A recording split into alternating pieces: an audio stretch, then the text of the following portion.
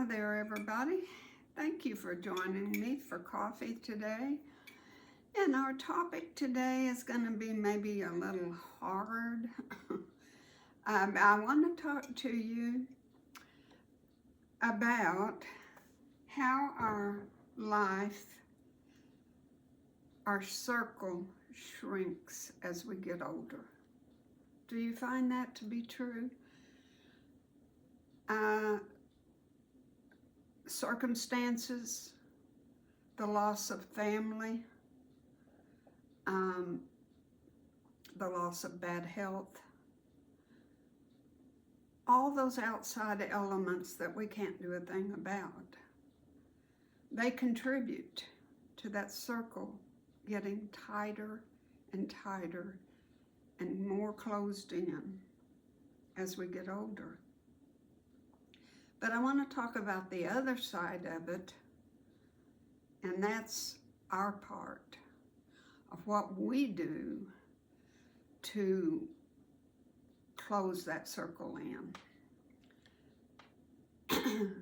Being a hermit or being closed into your home and not being out and about can cause a lot of problems, physical and emotional. Whether we like it or not, we need others. And we need help sometimes. And I want to give you two examples, two stories, two different things. My dear friend across the street has suffered more. I've only known her about 4 years, 5 years, and just that woman has suffered more than anybody that I know of. I mean, it is one thing after another. And she's had 2 very bad car wrecks. When I first met her, her arm was in a black contraption with pins, things sticking out. It's the most horrible thing I ever saw. Where she had her arm, had surgery, and she wore that thing for months and months and months. And her arm was black. And I thought, my Lord, she's going to lose her arm. I was so worried about that. Well, she recovered. She has a little bit of problems with her strength in her arm, but she recovered. She's had COVID 2-3 times. She's had pneumonia more than I can count. She has a very bad or poor immune system, and she catches anything and everything. She had, one time she was going to the doctor, and the wind was blowing 70 miles an hour that day, and it literally knocked her down. And she went, somebody finally came out and helped her, and they told her she better go to the emergency room. Well, she was too upset and in shock from falling like she did, and she had a wreck on the way. And so it's just, her circumstances are unbelievable. Well, she had an innocent gallbladder removal surgery, comes home, and what happens? She has to go back in a couple of days, and she knew something was wrong. She had internal bleeding. She had to have another exploratory surgery to find it, and that cost her weeks and weeks in the hospital. Now, the last episode was she was letting her little dog out, and unbeknownst to her, the little thing had wrapped the leash around her feet, and she took a step, and and the dog took off and just tripped her all the way down the sidewalk. She had a broken hip and a broken pelvis. So this woman has had every opportunity to feel sorry for herself and to moan and groan, but she never does. She has a wonderful attitude. She has persevered more than anybody I know of, and I admire her so much. You know, my mother used to use the word, you've got to have some gumption. Have you ever heard that? Most people haven't. Well, she's got gumption.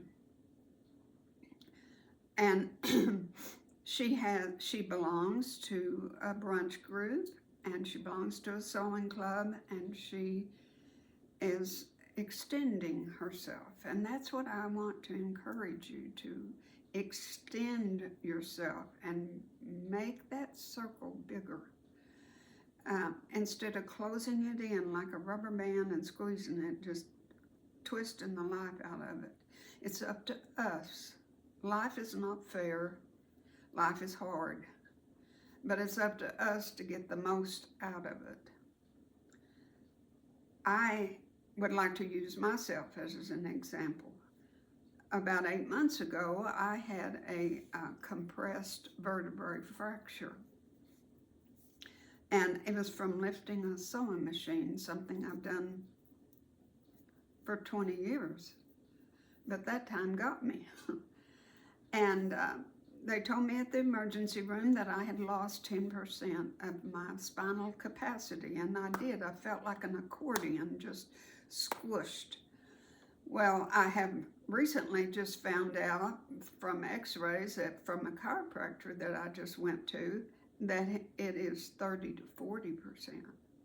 That means my rib cage is sitting almost on my hips, and I am compressed that much. But I recovered basically in 7 weeks. I mean, I'll always have the compression, but I recovered from the fracture. And I made up my mind it was not going to be the end of me. You hear of older people having broken bones, and that's what leads to complications and leads to your death. And I wasn't going to have it, and I made up my mind. But you know, the hardest part of it was losing my independency. That was so hard for me, and it was so hard to ask for help. It's just like gravel in your mouth. You just can't do it. But I want to encourage you to overcome that. Ask for help. And you know why? Because 9 times out of 10, there'll be somebody that will bless you with an act of kindness. And then I truly believe then you can return it by helping somebody else. It's a twofold thing. When I couldn't dress myself, couldn't wash my hair, couldn't sit down, stand up, or lay down hardly, 2 women came over from my church and said, Jacqueline, we're here to wash your hair. Well, they sensed my needs for a clean head of hair. I just was miserable. Well, we somehow got me bent over just enough. One of them was on this side and one of them was on this side. And let's just say I kind of got drowned, but it was okay. They washed my hair in 2 to 3 minutes. And it was the biggest blessing, And afterwards I thought about it. You know, if I hadn't been vulnerable and said, yes, I need your help, I wouldn't have received that blessing. So if you're the one that's shrinking that circle, I want you to let go and try your very best to broaden it and to reach out. If nothing else, get out of that house. If you're able, get out of that house. Nothing good comes from looking at the walls and staring at nothing in your home. Depression can overtake you, and depression in older people is rampant. And the biggest way is to just get out. Get out. Go eat. Go to a movie. Go see a friend. And if you're not going to do that, pick up the phone. Pick up the phone and talk to somebody you haven't talked to in ages. And just reach out, okay? I'm not a psychologist, and I'm just speaking from experience, okay? It is my experience. So that's it for today, and reach out.